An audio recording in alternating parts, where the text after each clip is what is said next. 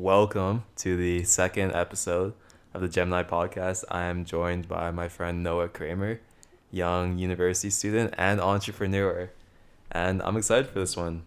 How's your stay been? You've been with us for the last couple of days. Yeah, it's been great. I mean, sitting on the comfy couch that I slept on, and thank you guys for having me out here. It's always really fun. I feel like I don't know. I just feel like I'm at home here with everyone. Everyone's super fun, and yeah, campfire was nice. So Yeah, that's good awesome. times. Well, yeah, let's get right into it. What do what do I have to know, and what does the audience have to know about Noah Kramer to kind of understand everything that you're working on? Yeah, I mean, Well, why don't we start off with what you're working on, maybe to give a little context. yeah. It'd be hard to go into the technicals of everything without lots of background info, but essentially. Um, Wild Rose Mining, uh, my and my business partner's company, we build Bitcoin mining systems and sell Bitcoin mining equipment primarily to um, natural gas companies and the overall oil gas industry in Alberta. Looking to convert some of our energy into value Right. without being dependent on other provinces. Yeah. Everyone who wants to have a say, essentially, in our energy exports, and on top of that, just general equipment sales around Canada, around the United States. Right. Um, it's a really small industry, and it's an industry I love. Yeah. Know people by first name basis. Obviously, there's lots in the crypto space. There's lots of people that are Totally. out to get you, Yeah. looking to get a piece of the pie they don't deserve, essentially scamming, and that's given it a bad reputation. But Right. when you boil it down to its core concept, if you understand Bitcoin, like every aspect about it, it's Mm-hmm. the more knowledgeable you are, the more difficult you are to scam. So Which makes sense. um, I think over time, as usage gets more universal, Yeah. I think it'll become a lot more trusting, and a lot more people will be sort of willing to put their money Right. in it, and volatility will go down and everything. Right. Um, but yeah, we're on the mining side. Not many people know about mining. They just know, oh, Bitcoin's this volatile asset class. Yeah. Cryptocurrency. Um, Everything. See, that's a topic like I am so far uneducated on. I know like pretty much nothing about crypto and everything. So how did you get into that? Like how did you start learning about crypto, getting into the mining business? How'd that start? yeah, honestly, this is a fun story to tell. I don't tell it often, but I think it's fun, and Okay, I love it. Yeah. uh, I guess kind of cool how it ended up happening, just like sort of fate, whatever, Right. by chance. I I want to say 2013, 2012, 2013-ish. Um, I started getting into building computers as a kid, like Okay. gaming computer, upgrade the GPU, upgrade the CPU, the RAM, Totally. everything, and Yeah. make it look cool with all the RGB stuff. Right. Dylan loves that stuff. Yeah. Yeah.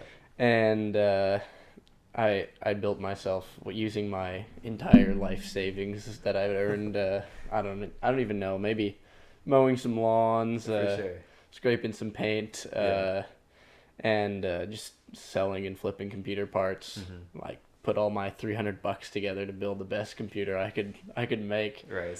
And then at a family dinner, I guess, at some point I was talking with my cousin who was like 5, 6 years older than me, Okay.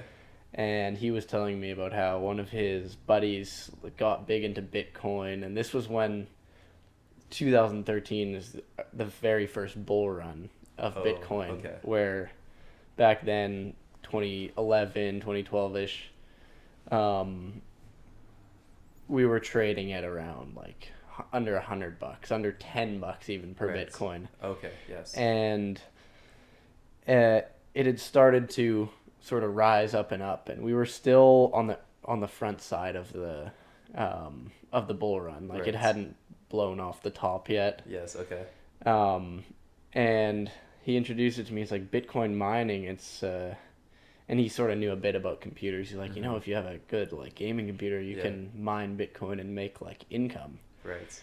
And so immediately my like brain gets going. I'm like, how can I use this to like use my computer to buy more computers? Like Right. just I don't know, 11-year-old me like materialist in action. For sure. Okay. And we I just sort of like did some research, found out like, oh, you download this program, that program, and ended up getting mining. Back then, I want to say I could probably mine like 1 to 2 Bitcoins. It was either a week or a month, but Really. over With like a low quality computer. yeah, like Okay. for if anyone that wants to know the actual specs, it was a R7 260X, Okay. and like I don't know, the CPU wasn't mining at that point. People Yeah. had come out with like GPU mining, and this was before like one of the biggest innovations in the industry that transformed mining into more of an industrialist like scale thing versus people just at home on their computers, like I guess it was sort of originally intended to be. Right. um and yeah, got mining, sort of put me into the space, Okay. and I don't know, looked around. At this point, there's other currencies like Litecoin and Right. Dogecoin. I ended up getting into Dogecoin mining a little bit. Okay. At that point, you could probably make around 1 million Dogecoins a week with your like gaming computer, Yeah. and there was all these online portals that were called faucets, because back Okay. then the Bitcoin was worth so little that people would give it away just to generate website traffic. Right. And run banner ads. So Right, you'd wait yes, there. Definitely. It would it would give you a timeout, and you'd stay on the website, keep watching these ads, and then Yeah. it would give you like a little drip from the faucet into your like however many Dogecoins, however many Right. Bitcoins. And I was like, well, fucking doing this faucet, I'm only really gonna make this much, so better keep mining. Yeah.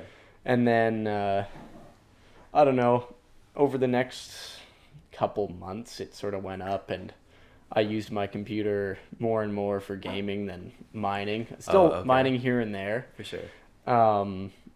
Never really made that much. And eventually, 2013, the peak value of Bitcoin was around 1,000 some Right. dollars. Mm-hmm. I was like, Yeah. No. it was pretty crazy. Like I cashed some of it out, but at that point also the industry for exchanges wasn't really that well developed. There was one, Okay. and if anyone's heard of this, Mount Gox, it ended up being a huge scam where Oh, they no shit. essentially they had all the customer funds on the exchange. I don't know if this sounds familiar to FTX, and Yes, right. someone disappeared and the exchange was gone, and Yeah. lots of Bitcoin stolen there. Jeez. And I never had any Bitcoin on any exchanges, never really got to cash it out back then, Right. and it crashed.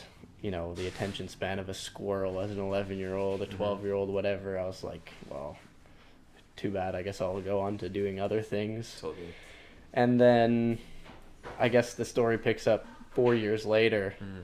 I was on an exchange in France. This was in my like 9th grade, I want to say. No way. Okay. 2016. It was a sports exchange. I did biathlon as a kid, so not Sweet. everyone asks like running and biking. It's actually skiing and shooting, and Yes, so I right. went there, did some sports in the sports school, and had an exchange student who came back to Canada after. Okay. But in France, everyone knows the stereotype of like French people don't work, and Yeah. like I felt like I had a seriously huge amount of spare time, Okay. and so I was like, well, what am I gonna do with this? I was obviously did a lot of gaming as a kid, Right. but sort of wanted to find something more productive to do, and it was also coincided with the start of the next bull cycle for Bitcoin. Okay. Um, there had been that industry innovation I was talking about is the ASIC miner, where somebody had developed a specific chip to mine Bitcoin rather than previously using the computer's graphics card. Oh, okay.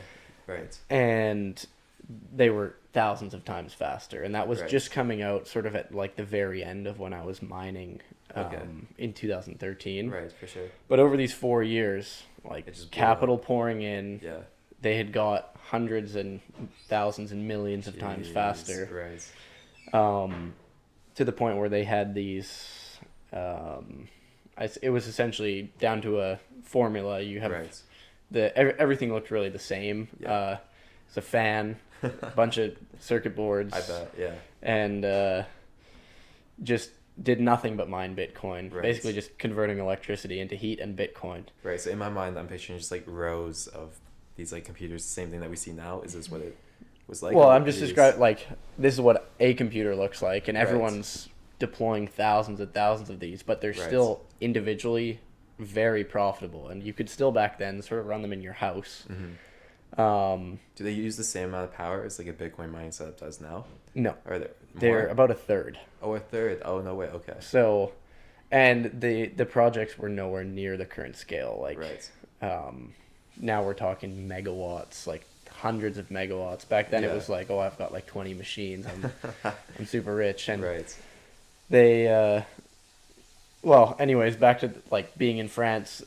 I was researching. I don't know how I'd gotten back into it, but Yeah. like maybe from the news, Okay. some like You saw something that piqued your something like interest? Yeah, for Bitcoin's sure. coming back up. It's like, oh, it's like already above what the $1,000 peak was when I'd previously Right. seen it.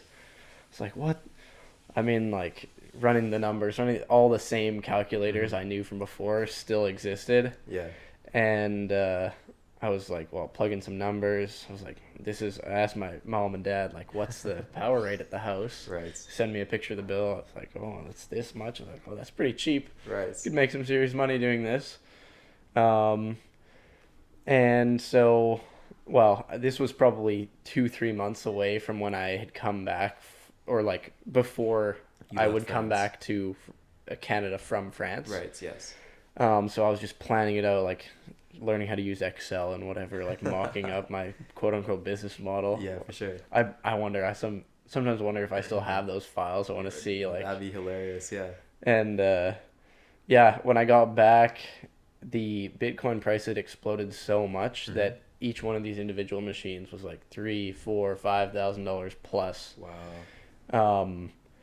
And so I guess I was like, well, I've spent all this time looking into it. What's my next best option? And by then, 2015, Vitalik Buterin and the Ethereum Foundation had come out with Okay. Ethereum. Right. And so that was a coin that was designed to be quote unquote ASIC resistant. So these Okay. industrial scale computers, there were, I guess, methods built into the algorithm that would prevent you from running them. So you'd have to No use a way. graphics card. And their goal For was sure. like, well, decentralization.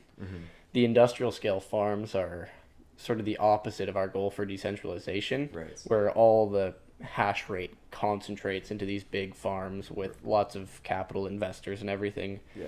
Whereas allowing people at their homes to mine with their graphics cards, that would theoretically sort of push the network among more people. Right.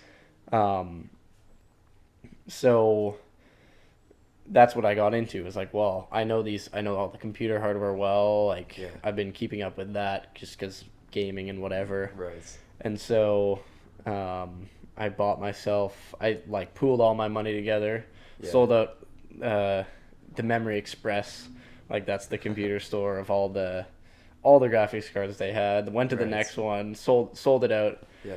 At this point, we're at the GTX 1060s sort of series, Okay. common graphics card, and they were still somewhat cheap. I was like somewhat early into this cycle, not Right. like where everything just balloons into a bubble and flies away in price. Of course. And built myself a mining rig. Like that that took a while. Originally, it was this super janky setup where I just had like on the workbench in my Yeah. basement, like the computer strewn together with wires. And at some Right. point, like my dad wanted to paint something and ended up getting paint all over it. Oh And man. yeah, but it ended up making at least paying itself off and Okay. also going up in value enough that Yeah. I could um, pool together to get some of these ASIC miners for myself. Which Oh, and then to start Bitcoin mining yeah, off of the money you made from the Ethereum. yeah, exactly. Okay. Right. I had some Ethereum left over, but I put a lot of my money into getting some of these units. I ended up getting like a steal of a deal on some used ones, like Okay. $4,000 for two of them. Yeah.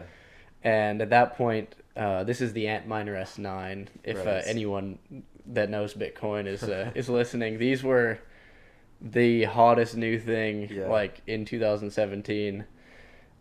They were making anywhere up to $30 to $50 a day each early, Wow. and like peak cycle, Yeah. crazy. Crazy.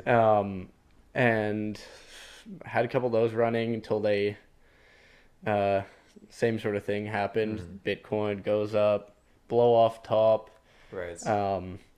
and the machines fall in value. I managed to dump them on some poor soul before they ended up completely tanking in For value. sure. But Yeah. I wouldn't say I made a bunch of money on that. More like converted all the money into Bitcoin, really. Right. And the biggest value in it was obviously immersing myself in the industry. Like, Definitely. I was like having these plans, like, oh, I'm gonna drop out of high school. It's gonna be Yeah. like, Yeah. Right. it Of sounds course. familiar, but Yeah. yeah, I ended up choosing. I ended up choosing to obviously stay in school, focus all my efforts on it, but Yeah. still held on to a couple of Bitcoins and a decent stack of Ethereum for the next cycle. I was honestly in the mindset of like, yeah, it's probably dead, but just in case, I'll hold on to this. Right. And I bet that treated you pretty well. Yeah, I mean, there wasn't really anything that happened. Like, I would say it's a totally different situation now coming under the bears. Like, if I was in the previous mindset, I would totally have just abandoned it and moved Right. on to the next thing, For sure. like I did back then. But Yeah. it story ends and resumes in 2021 September. First Okay. year in residence at school. No way. Okay. Actually, no. It goes slightly further back. At this point, I had gotten a bit smarter, and I knew about the cyclical nature of Bitcoin. Like, Okay. For sure. 2009 when it was released, Yeah. 2013 was the first bull cycle, 2017 was the next cycle. Right. You sort of notice a pattern. 4 years. It's because every 4 years in Bitcoin, your reward for mining gets cut in half. So initially, they're issuing 50 Bitcoins every 10 minutes to whoever's the lucky Yeah. miner that wins the block. Right. It gets cut in half in 2013, then it's 25, Mm-hmm. 12 and a half after 2017, and then in the most, or not necessarily 2017, but 2021, it gets cut in half to 6.25. Right. And then you get essentially your supply shock on the exchanges. What's feeding the exchanges for people that are always looking to buy Bitcoin is miners looking to cash out, pay their bills. Right. Right. And I should correct myself. 2017, the bull cycle actually happens around 1 year after, Right. because it's sort of like a delayed effect. The halvening is actually around May of the previous year. Yeah. So May of 2012, Okay. then May of 2016, May of 2020. The next one, May of 2024, Yeah. and all the way up until it's halved to the point where it's not giving out any more Bitcoin for sure. Getting block rewards. And I'll explain how miners will make money Yeah. after that. Okay. But essentially, I was like, well, May of 2020, these machines that I'd been buying and selling for, I don't know, $2,000, $3,000, $4,000 plus the Antminer Yes. S9 in Right. the 2017 cycle, were now essentially e-waste. Like, you could go find a guy who was going broke, spending more money on his power than he was getting out of the miner. Yeah. And buy a couple miners off him for $50. Wow. And Okay. so I ended up buying two in, I want to say April of 2020. Right, Okay. that was like during COVID pandemic. Yes. Right. Out of high school, like nothing better to do. Um, got a couple, started running them. My mom Yeah. was obviously pissed because it was very loud compared to Right. like. She was like, I remember this, you asshole. Like, Like I'm not, these are ASIC miners that are yeah, being loud. Yes. ASIC miner. Okay. They're not designed to be run in the home. They're designed to For be sure. run in like an industrial data center, Yeah. and they heat up the house. And Okay. they weren't really like back then. Bitcoin was worth basically nothing as well. Right. Like COVID crash, that liquidity crunch. Everyone's looking for money to cover their margin calls, whatever. Right. Yeah. Bitcoin drops to $3,500, Uh huh. and that just sent like the price of these things to pretty much zero. Right. And that's when I scooped them up a little bit after that. Okay. And I remember the guy who sold them to me kept pestering me to buy more, and I was like, well, no, like I don't know what's gonna happen with Bitcoin. For sure. I should have obviously got more. Yeah, of course. But yeah, I had a couple of those running, ended up stopping running them, just left them sitting in my basement essentially. Right. And go back to, or start my first year of university Right. at UBC. Okay. And all of a sudden, I guess I noticed prices were going up again, prices of GPUs. Yeah. There was a crazy like price crunch in GPUs where I remember. this is where the RTX 3080 started to cost like Yes. $4,000. Yes. Yeah. Totally. And you couldn't build a computer because of it. Right. But as soon as I ended up not staying for the second semester, it was online school Right. anyways, so you could do that from home. Yeah. And around December of that year, we're probably sitting around $20,000 Bitcoin. I'm like, well, yeah, it's probably like, it's going to break the all-time high of the cycle just like it did last time. Like, no Right. one would have predicted it went from a $1,300 top to like a $20-some thousand For top sure. Yeah. to what it ended up happening. So yeah, it was also still a bit early in the cycle with when I came back, like January of 2022. Okay. Or January of 2021, sorry. Okay. We had this is when I started researching into like more of the electrical side of stuff, learning how to run data center loads for these machines. Okay.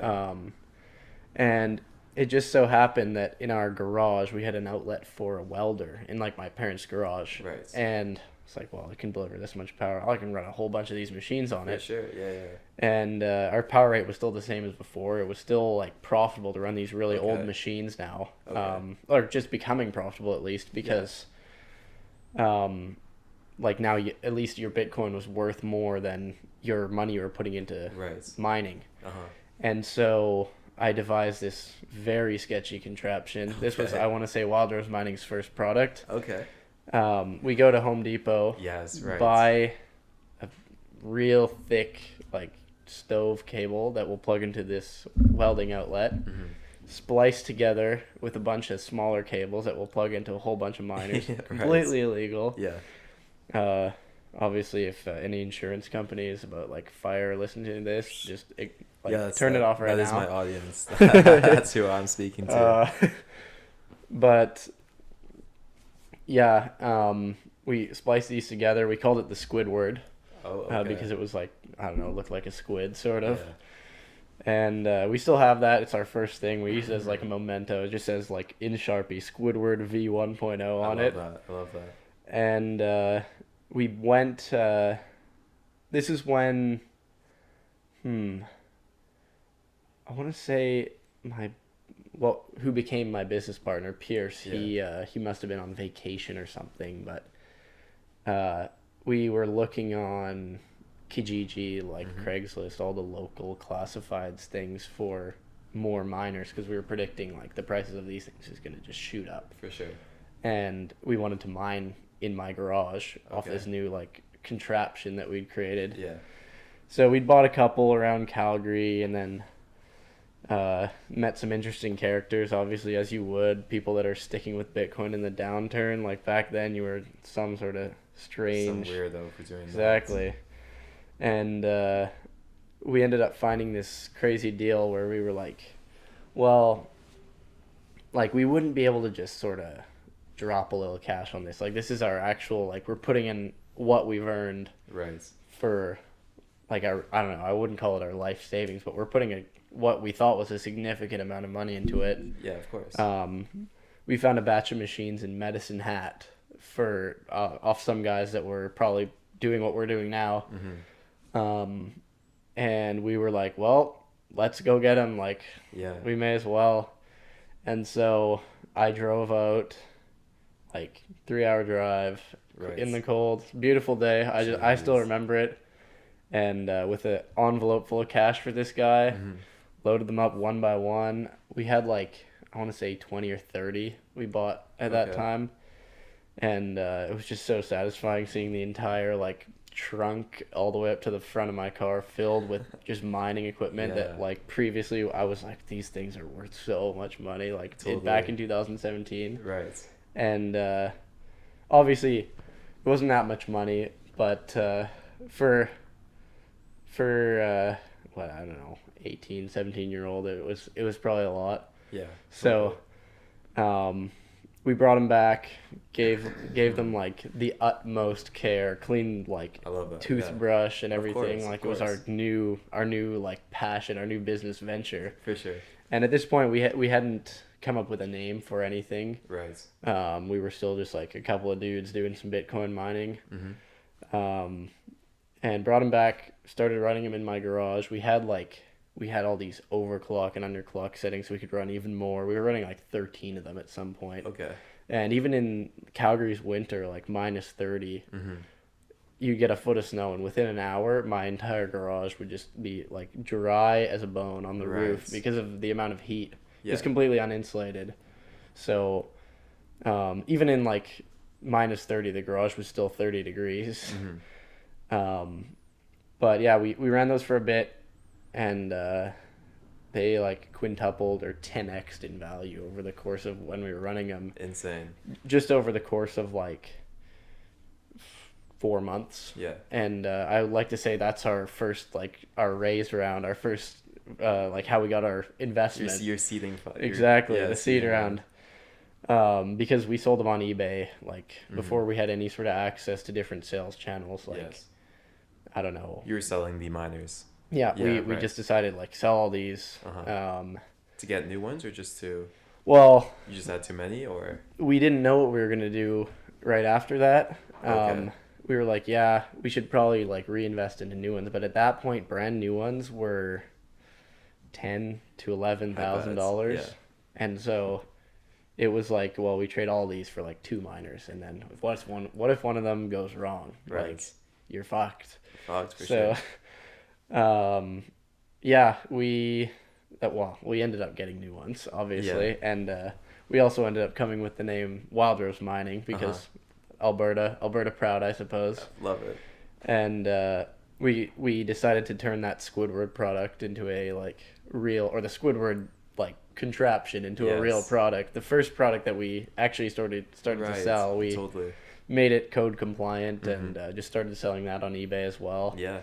Over time, we sort of noticed that eBay was completely rinsing us, like taking 10 to 20% of our sales, Yeah. and any customer that was like blowing his stuff up, running like twice as many miners as he should, Right. that complained, obviously eBay was just going to side with him because they don't understand anything No, about of course. So you started selling on. Well, I don't know, I sort of had this idea that starting a website would be super super difficult, and it wasn't confident in that space. Right. Okay. And I also had this sort of mindset that I don't want to pay anyone a monthly subscription to Yeah. host our website Of and course. have all the control over it. Right. So I tried for a couple months to set up this server in my basement to run our website, which in the end ended up failing, and realizing why people pay subscription services for these websites. Definitely. It's like how Bezos says the Germans, the German beer companies used to all generate their power, Mm-hmm. and then they realized like, well, generating the power doesn't make our beer taste better, so why don't we outsource that and focus our resources on making the beer taste better? Yeah.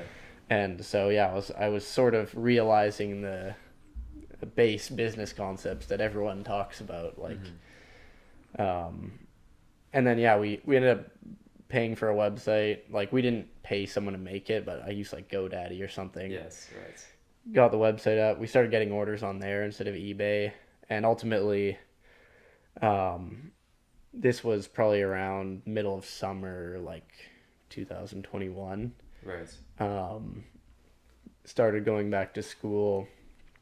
It was really challenging because I had locked in an internship at a Mm-hmm. company for half time, like 20 hours a week, Right. 6 courses for like computer engineering.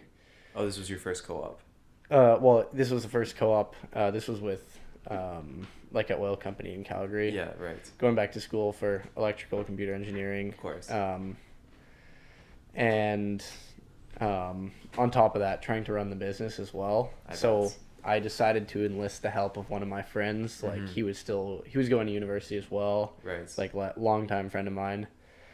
Um, so he would just we taught him uh, how to build them. We moved Mhm. all this production supplies to his house because at Right. this point we obviously And he started doing all the order fulfillment. Just yeah, order yeah. fulfillment. Right. I mean, yeah, 90% of the quality that we could do. So, Yeah. but I felt like there was just a flawed process because sometimes they would blow up. Sometimes we get Right. returns. eBay wasn't happy with us. We eventually just decided like to cut eBay all out and Right. started selling on our own through our own website. Mm-hmm. Um, and then, yeah, the internship and plus the school plus all that, it was pretty challenging to I get bet. done. And I bet. I was living on my own, so it was sort of Oh, like you were doing the internship while also doing school. yeah, while also running the business. So you just picked up the internship. So it Yeah. wasn't a co-op. It was just it like was out of it was an internship, like no way out of yeah. interest. Okay. It wasn't out of interest. It was out of wanting to get money, obviously. Oh, okay. But yeah, it sort of fit into a plan where I could do school the first semester while Mhm. doing half-time and then go back to Calgary for full-time. Right. And that was still like everyone was still working online. It was Mhm. all like still sort of COVID. Yeah.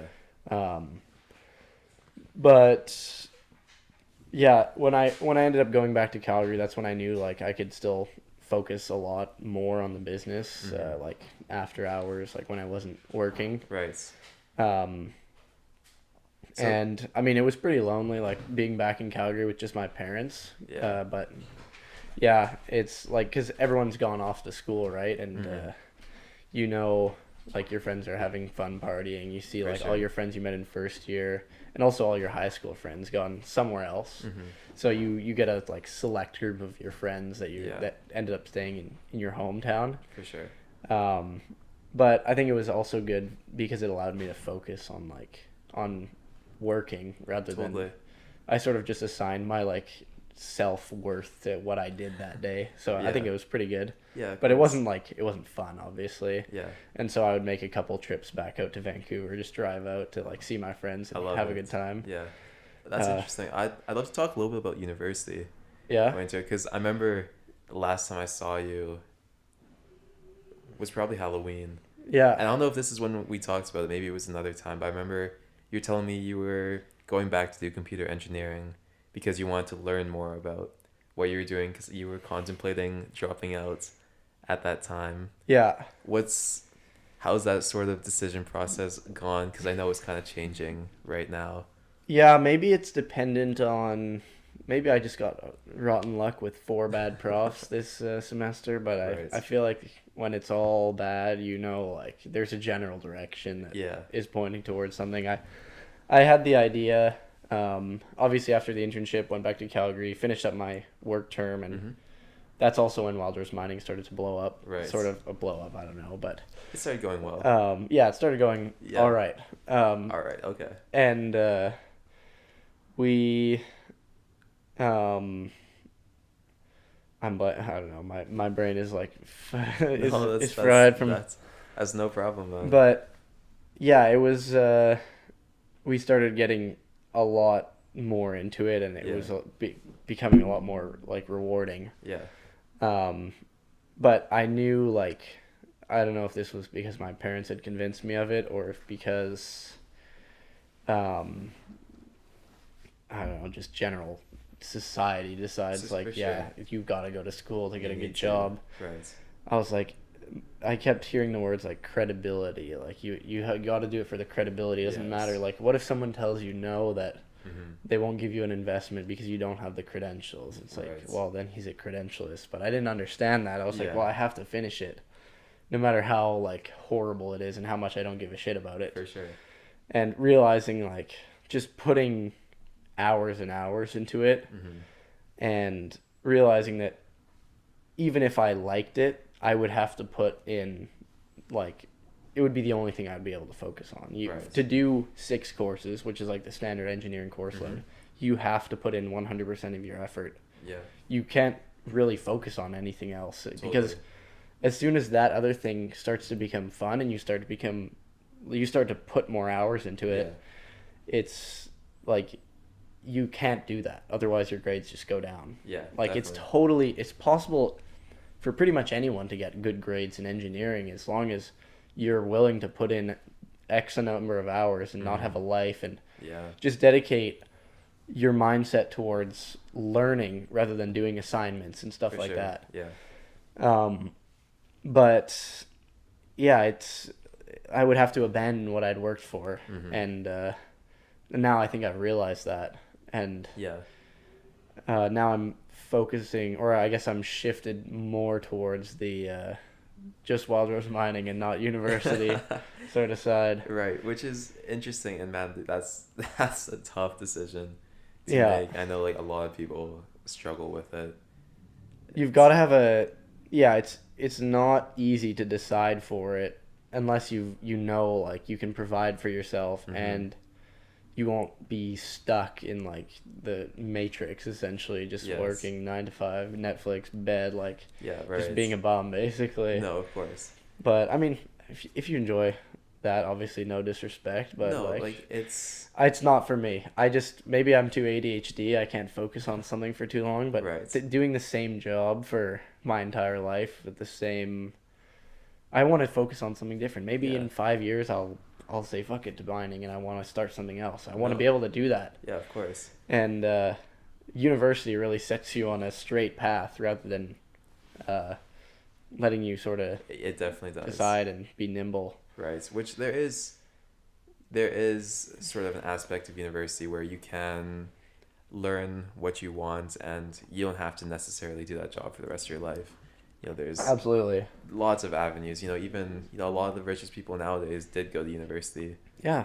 I mean, engineering, Some. that's like there's lots of rich engineers, Jeff definitely. Bezos, Yeah. Elon Musk. Exactly. But I think now times are slowly changing to the point where information is so available online.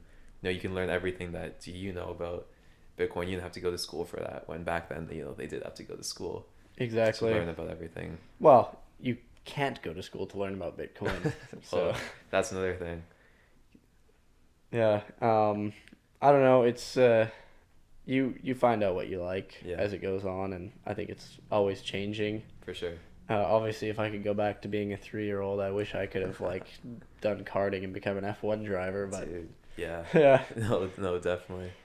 yeah. I mean, we were just at the part of the story like 2021 when we started picking up. I could tell. Oh yeah. I gotta leave some details out for Miami, but Okay.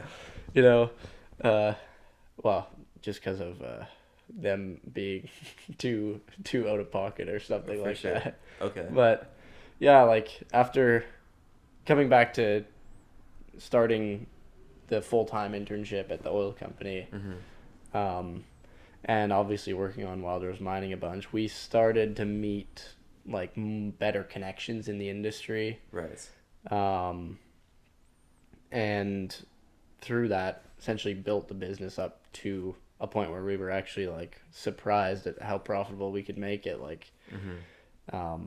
to the point where it was like, wow, like this is actually more than I'm making off of my like personal job, and Yeah. like it really gets you motivated to put more time and whatever into it. For sure. And so that sort of just compounds into eventually like we made there was the first thing, which was the CBC interview that gave us like a decent amount of publicity, lots of new customers coming in, and then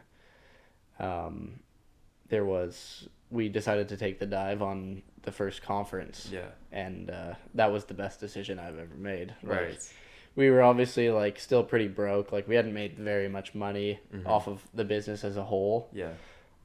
Just like selling these Squidward power distribution things, and a couple $100 here, a couple $100 there, like just adding it up, and also dealing with scams, stuff like that, losing money to classic crypto things. Yeah, totally. And we were like, well, my one friend we had hired to build them over the summer, we were like, yeah, you should come with us. Or sorry, not over the summer, over the first semester. You should come with us to Miami. I think it'll be a really like fun time. And we talked to one guy who we were selling a bunch of machines to. This is when we were really starting to import from China and like sell into Canada. Yeah. One of the guys we were selling to, he was telling us about how the previous year it was like just a big party, and we're like, well, that sounds pretty good. Party and business. Yeah. Good mix. For sure. And we booked the flight. We booked the conference tickets, which were like thousands of dollars each. It was a big dive, like to sort of take. And I'm really happy we did it. There was like obviously music festivals and stuff, but the most important part was the people that we met there, which sort of formed the basis of where the business model is right now.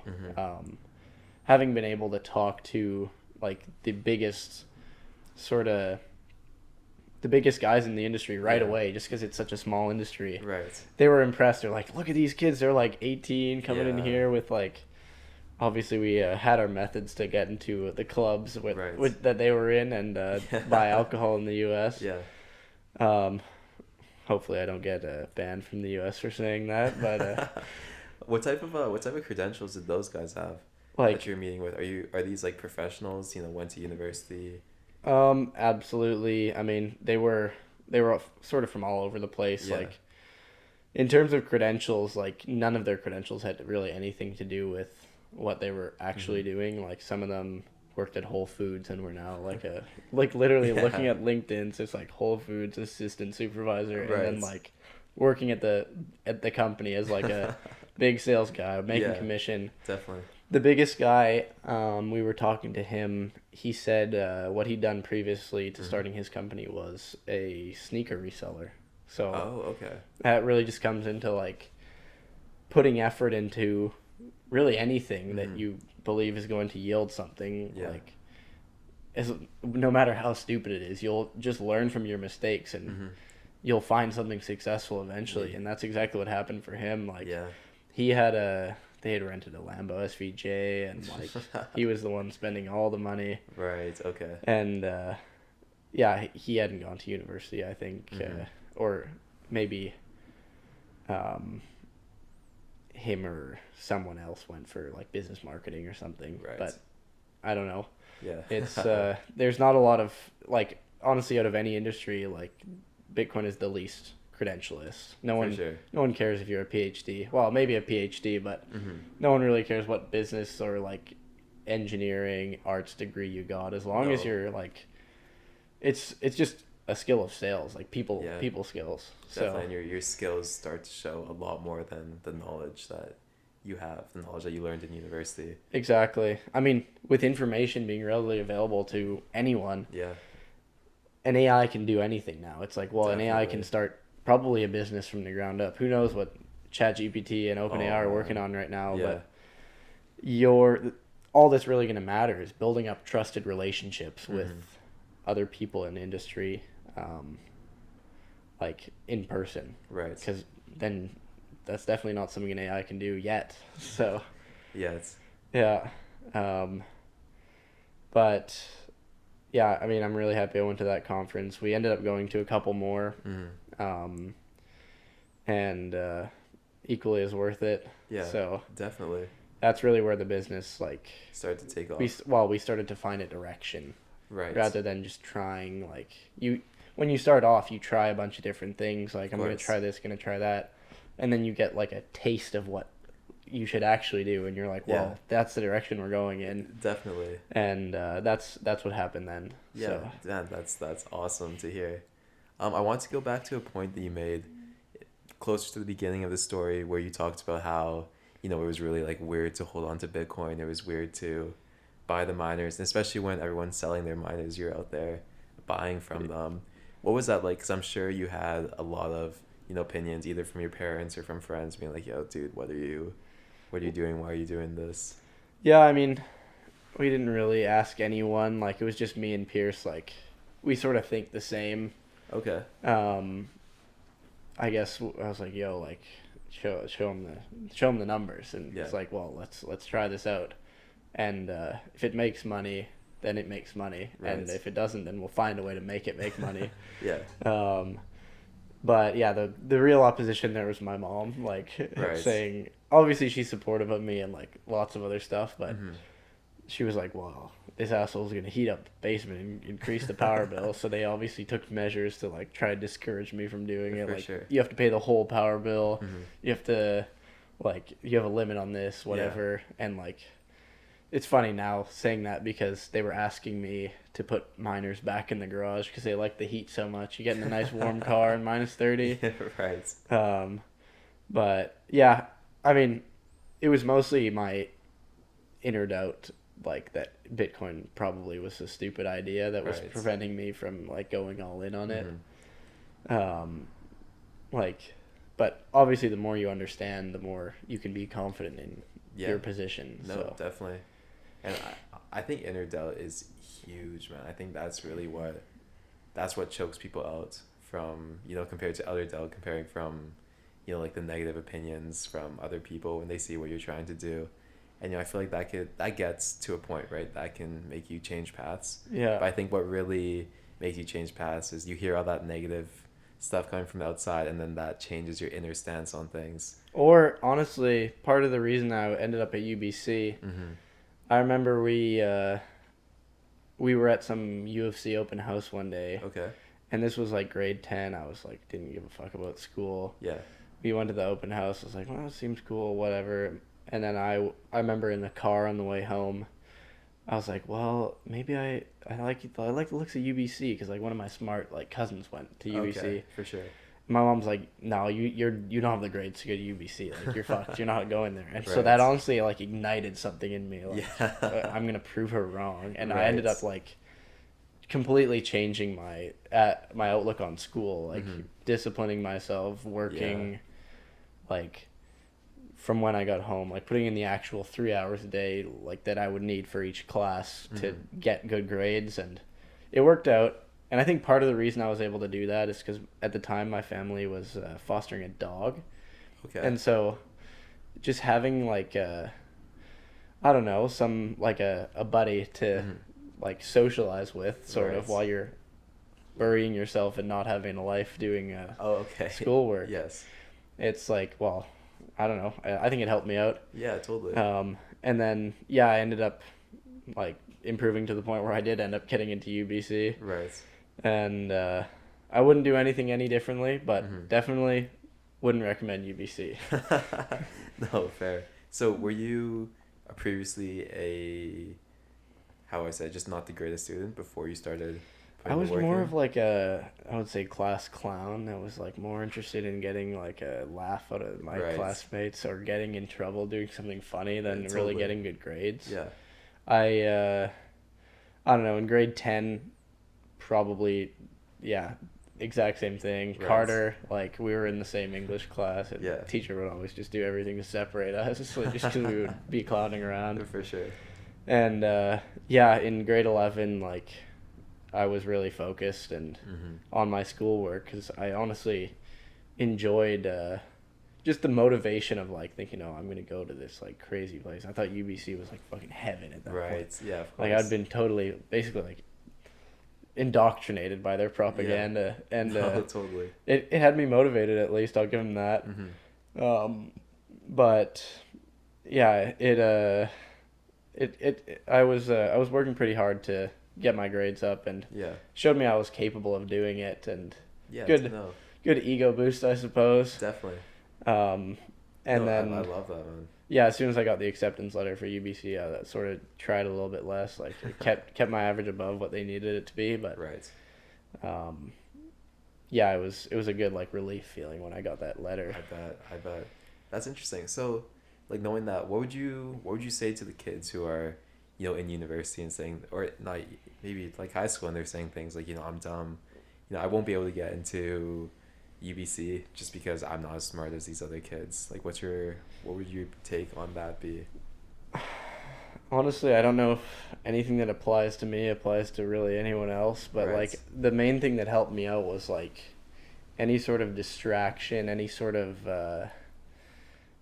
like I had the urge to, I don't know, play a video game or Mhm. like go do anything that wasn't school. I was like, Yeah. well, you let yourself go for 1 second and it's just you start rolling down the hill, you're gone. So Definitely.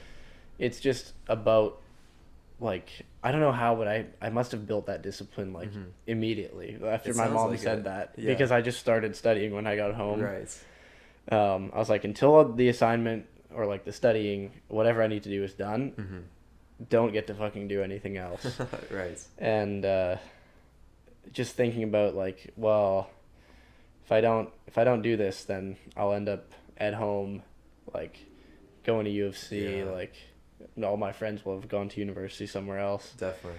I was just thinking about that end result like Sure. the whole time. Mhm. But it also works against you because once you achieve it, it's like, well, now I can just fuck off. I can No, relax. of And course.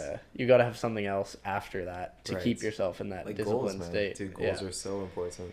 exactly. Yeah, that's man, that's huge, bro. Because I think it's so normal for, a lot of people. They kind of just they cope with their current circumstances. Well, They, you come to accept something as just a given. It's yeah, like, oh well, I'm bad at basketball. It's like, yeah, you're bad at basketball now. right, Like, I'm exactly. still bad at basketball because I haven't put any time to try and improve myself. No, totally. It's But all victim mindset. It's just yeah, I'm exactly. I'm the worst at this. That's a fact. It can't change. When you can change that, like I was gonna say pretty easily. Obviously not pretty Yeah, easier, but just with time, easier than you think. easier than you think. Yeah, Because if you definitely. think it's impossible, then obviously everything's easier than you think. Yeah, totally.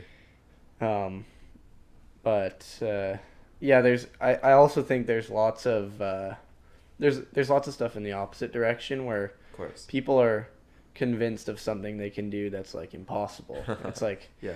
well, I want to like become a fucking million follower TikTok star by like next week. It's like, Right. well, set something realistic and Yeah. like make sure you can see that you're working towards it. No, definitely. Otherwise, you're just gonna dissatisfy yourself. Like Yeah, you're gonna be 'cause disappointed. that's just at that point. That's just a goal without a plan, right? Because someone can have that, where it's like, oh, I'm gonna like, what do you want to do? I want to become TikTok famous. How are you gonna do that? I don't know. I Yeah, have no clue. I don't know. Yeah, and it's like a lot of the other thing is like they see this overnight success and they think Mhm. like, well, look, this guy like I'm never even gonna. This guy has a Lambo at the age of like 16. Yeah. I'm never gonna be able to do that. Over like the average person has $144,000. The average family has Mhm. $144,000 saved for retirement in Right. Canada. Okay. So you see these people with these cars that are worth more than what you'll ever have. Yeah. And it's definitely. like, well, like how am I supposed to do anything about that? It's Yeah. like what you really need to know is that money made instantly like that is not going to stay. Not at They will all. always find a way to spend it all away. Mhm. And so the process of building up like over time, finding Mhm. out how you can acquire Yeah. what you want Mhm. and continuing to do that forever, that's really what's valuable, not just overnight success. For sure. And people see that, and I think it's easy to like look at the output, not the input. You're seeing Yeah. you're seeing the Lamborghini, like, oh man, like, oh, he has a Lamborghini. I bet he got that overnight. When maybe that kid's 16, but maybe he started working since he was 9. Yeah. There's freaks exactly. online like that, man. But 9. everyone's- Damn. Yeah, I wish that's when I started. When I was 9, I was like, my two favorite things in life are probably like Minecraft and like Minecraft hard.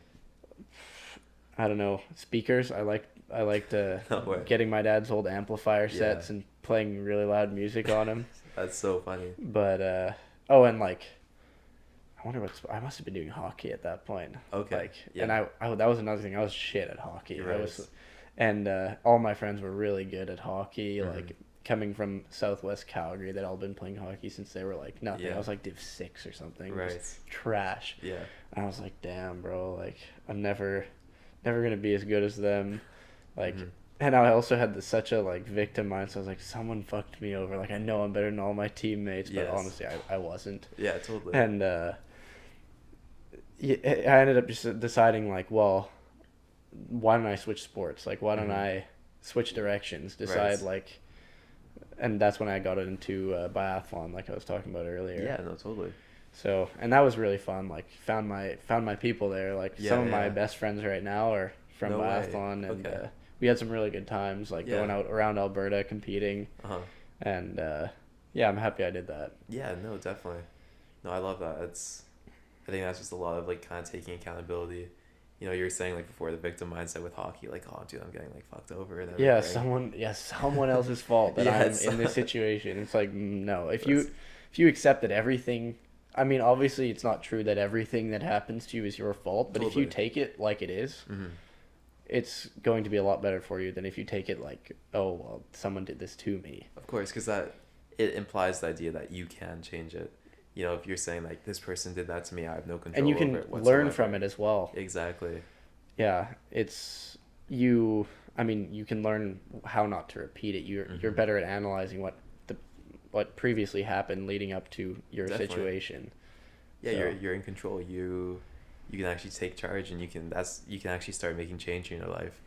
And it's it's such a shame to see people, you know, even in university nowadays, you know, you're teamed up with some person in a group project and they're just complaining like, oh dude, like I need you to work on this assignment, man, you know, I got this thing going on. Yeah, man, I need to catch up on sleep. It's like, why? It's like, so I went to bed at 4, and why? And they won't tell you, because obviously they're, like, playing League or something, or, Exactly. like, scrolling, watching Netflix. Like, Exactly. Oh, just doing something that they genuinely don't enjoy, that, like, something has hijacked their brain to make them keep doing. definitely. And that's also why, like, you got to do things that you enjoy. Like, that you you have to. know consciously that you enjoy, not just that your subconscious is asking you for. Right. Well, it's all being not perspicacious, but just actively living life, right?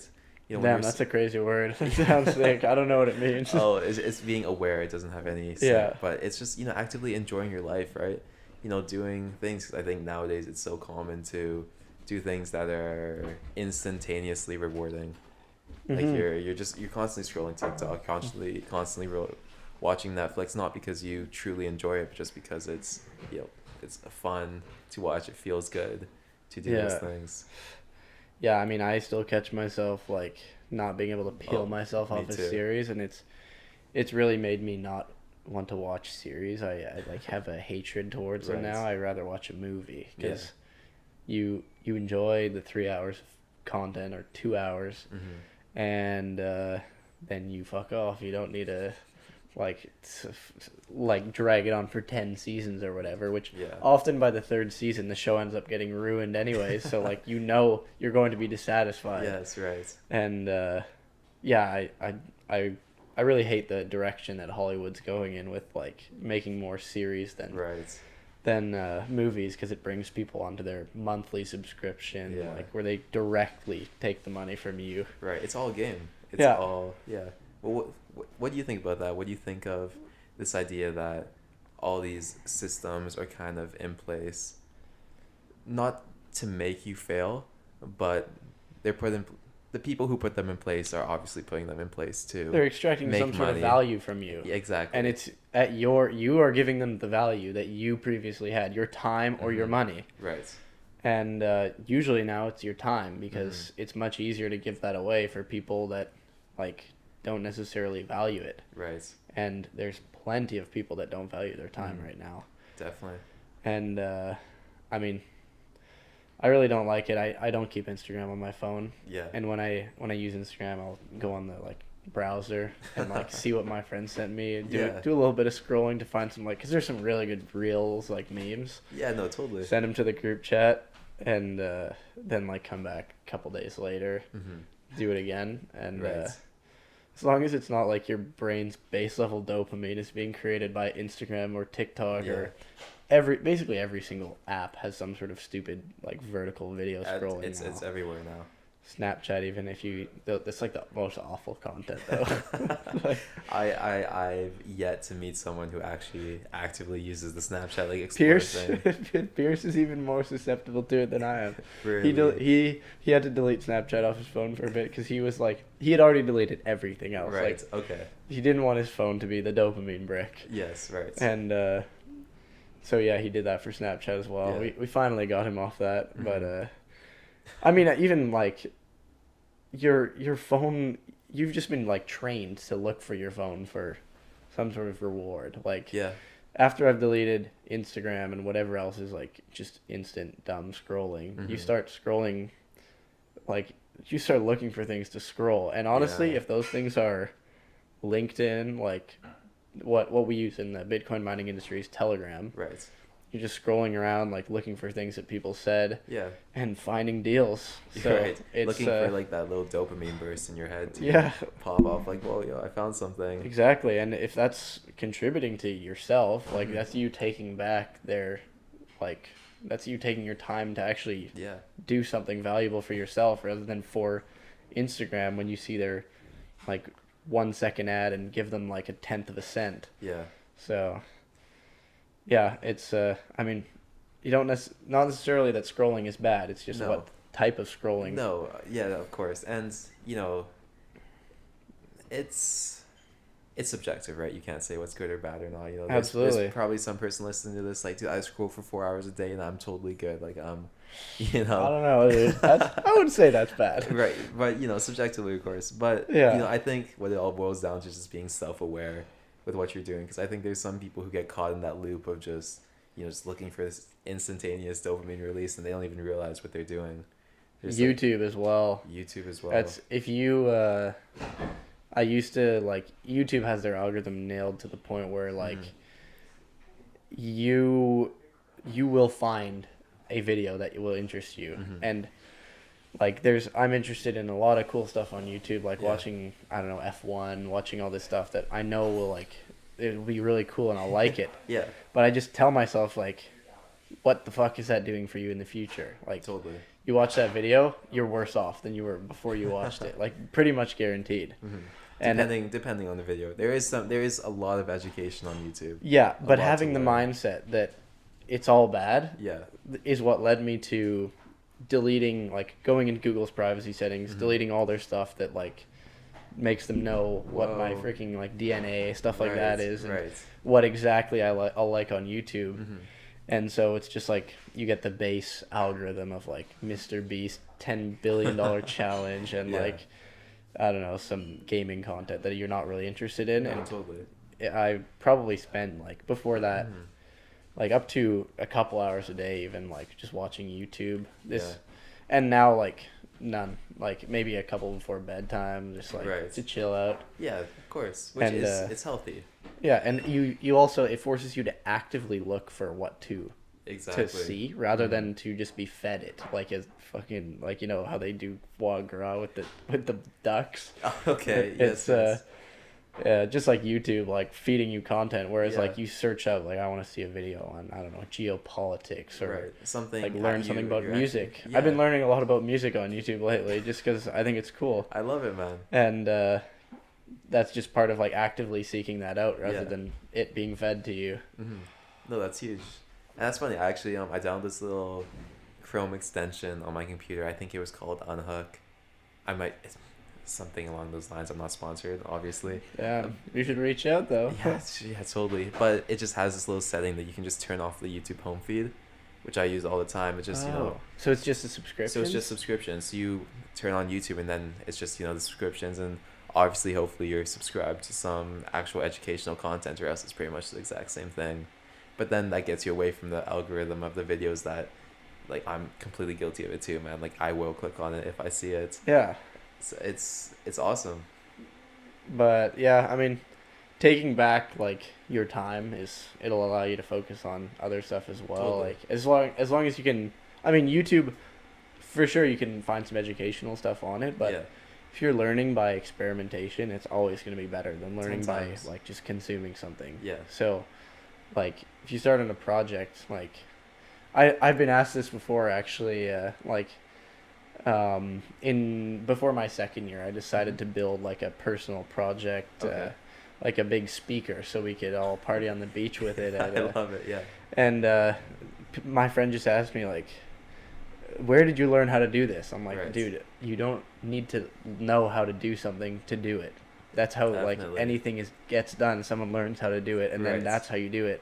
Yeah. So, just having like a goal and a willingness to learn whatever the fuck it takes to get to that Huge. goal. Yeah.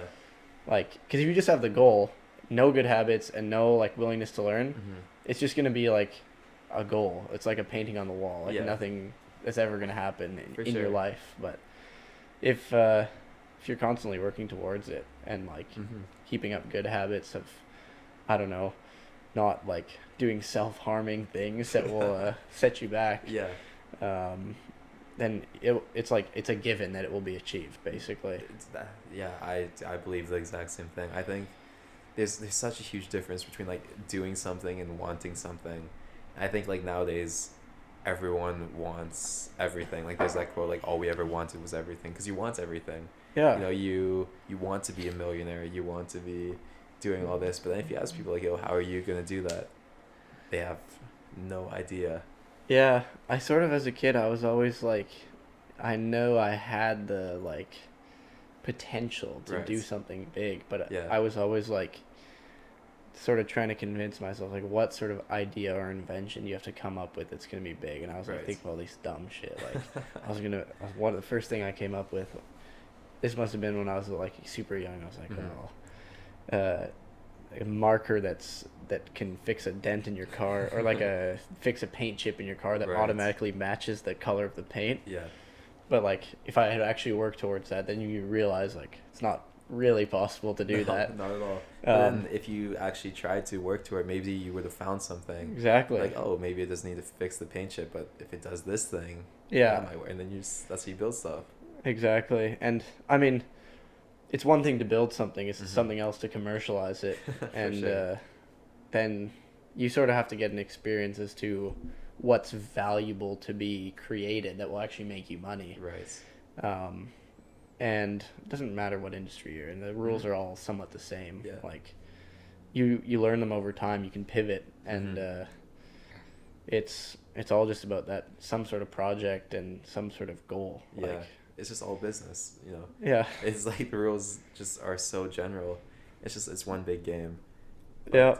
one of my favorite quotes I heard it recently is that there's entrepreneurs and there's a bunch of entrepreneurs with all these Entrepreneurs.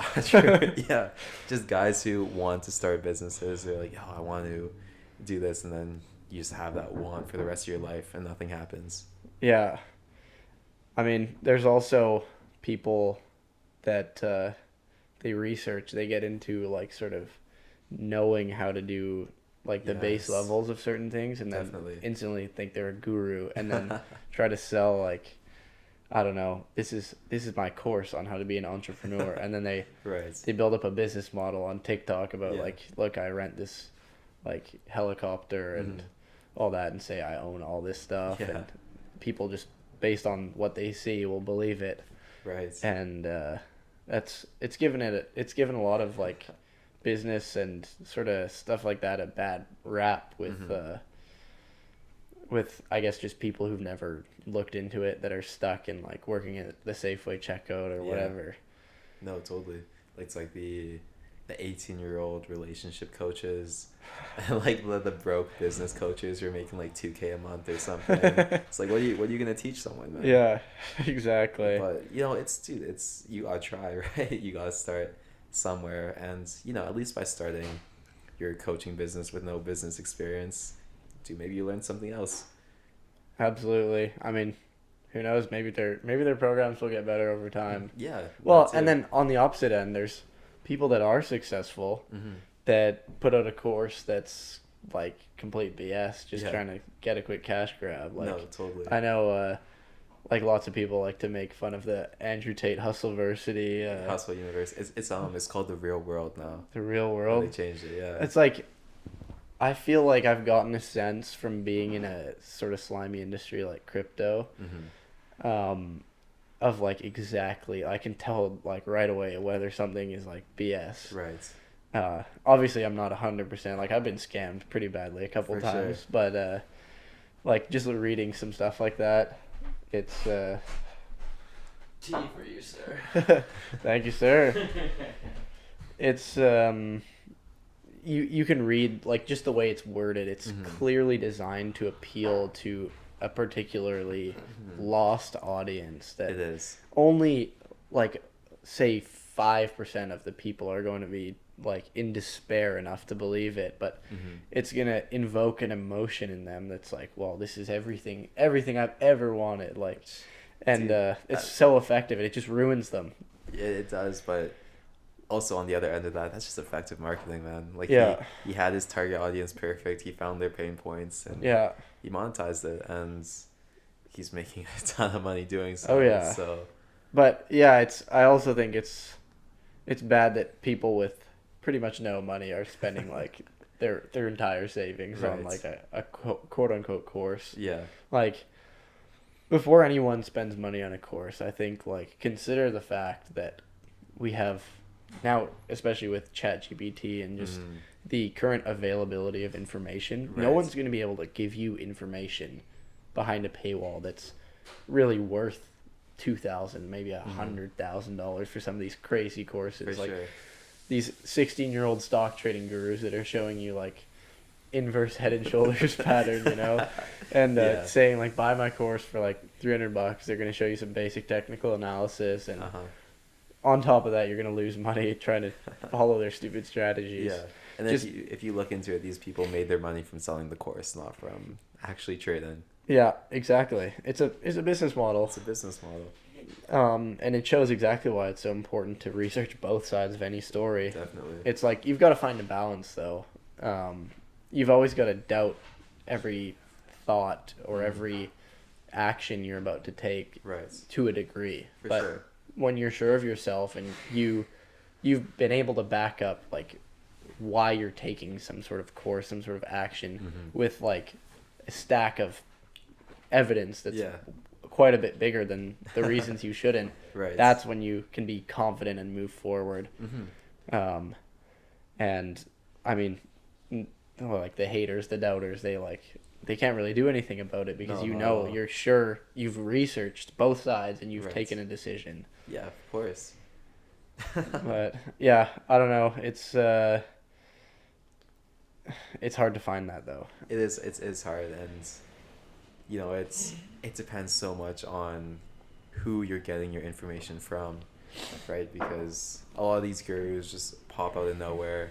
They have no, just what you're saying. They have no evidence or credentials to show who they are, what they've done, Yeah. and they're just selling information because they're X and they know this. And allegedly. traditionally, we've had universities to back up, like to give people credentials Yeah, exactly. that you could just that previously were just trusted, and Right. now with sort of the shift in the way universities being taught, Mm-hmm. I feel like we're moving away from credentials and It's all becoming skills and experience and like what you've actually accomplished. yeah, and what you can accomplish, What you can like on the accomplish. job. Exactly. Because in reality, like I think we're all gonna get replaced by AI at some point, and it's just a matter of time It is. before pretty much whatever job, like the credentials won't matter. Not It's at just all. already what 90% is what ChatGPT can score on the bar. Huge. That's for lawyers. You go to Yeah. school for 6 years for that. Yeah. So- Insane. Have you? I know you're a big Joe Rogan fan. Have you watched his episode with Naval Ravikant? He talks about AI a little bit. No, I haven't. No. Okay. Well, basically, he just had this point where AI probably will replace all these like low level jobs. But when that happens, man, that leaves all these people who would have been doing these jobs to do like all these like actual meaningful creative things, Yeah. which would be huge. I think that's super important. But meaningful creative things, who's to say AI isn't going to be able to outcompete Avicii as a musician or like Right. Rembrandt as an artist? It's Right. probably going to happen. And art is really subjective. So Mhm. I think eventually it's going to be like the proof that a human has created it will Yes. inherently create value. Like, The personal nature of things. exactly. Right, because like AI can't hop in and start a pod. Well, maybe, man. It can't start like a human podcast. But dude, I've heard those deep fakes recently. Yeah. I've been seeing those on social media. Those things are crazy. Dude, there's a Joe Rogan like hour-long podcast Yeah. with Steve Jobs, who Uh-huh. doesn't even exist anymore. Yeah. No Like, way. yeah, he's dude. It's I mean, I don't like to say AI can't do anything. Like, I Right. know in the future, like, that's just gonna come back to bite me in the ass. It's something I said that was a wrong Yeah, prediction. of course. But I really think there's gonna be a lot more value in blue collar labor and stuff that's Definitely. very difficult to automate. Mm-hmm. And honestly, like, some of the happiest guys I know, they're working as laborers, construction Yeah. workers, contractors, whatever. For sure. It's easy to have a purpose like that when it's just like go to work, simple, like get things built. You can see a result that you've created. Yeah. Then go home and you're free. You're free to do whatever the hell else you want, Yeah, which of sometimes course. is dumb shit, sometimes is fun shit. Totally. And honestly, like, for people that are like worried about university grades, whatever, Mhm. like, it's really not about your success in life is really not about whether or not you get into university whatsoever. You'll, Not at all. if you have the same mindset in a trades job as Mhm. you do in a white collar job, Yeah. like expansionist, I don't know, looking to reinvest in yourself, like Definitely. build out a practice or buy more trucks, employ more guys. It's the Right. same thing as like moving your way up a company, For sure. and it's all about what you do in the future. It's not about what you did in the past. No, So I love that, bro. That was a hard line. yeah, I mean, sometimes I drop one like that. Yeah. Yeah. No. Yeah, dude, that was great. I pretty much touched up all the points I was looking for. Is there any last sort of comments you'd like to mention? Any topics you'd like to get into? Not really. I mean, if you wanna, yeah, you've got everything you want. I don't know what much else to say. If people want to learn about Bitcoin, maybe ask whatever questions, and I can come back for another There episode you go. someday. Watch out for the Noah Cramer course on starting up a Bitcoin mining. $399 per month, Per monthly. Yeah. Monthly. Yes, I love that. dude. Access restricted. Did we get a Discord with trading signals as well? Nice. Well, you do have the evidence to back it up. So, hey, bro. I don't know about that one. Yo, eventually. With trading, yeah, I'll be a big trader guru. For sure. Okay, well, yeah, dude, I love it, bro. Thank you for taking the time to do this with me. Yeah, no problem. Yeah. And yeah, I hope this podcast. I hope you get some crazy guests on here in the future. Yeah, no, okay, well, thanks everyone for listening.